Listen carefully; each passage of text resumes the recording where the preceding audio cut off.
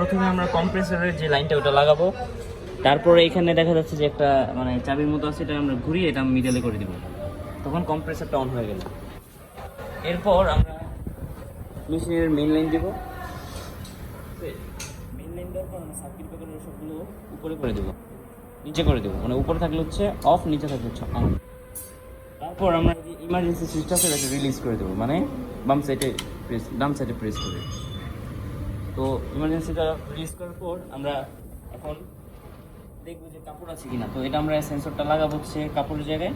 তো এই সেন্সরটা যদি অন থাকে তার মানে কাপড়টা রয়েছে ভিতরে। তারপর আমরা কী করবো, এটাকে আমরা কাপড়টাকে সুন্দর মতো জায়গা মতো বসিয়ে আমরা সবুজ যে বাটনটা আছে ওটাকে ক্লিক করবো। তো ক্লিক করার পর অটোমেটিক নিডলটা নিচে নামবে।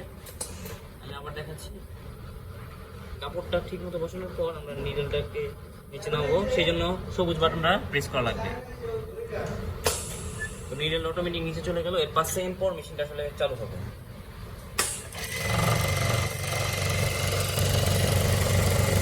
মেশিনটাকে অটোমেটিক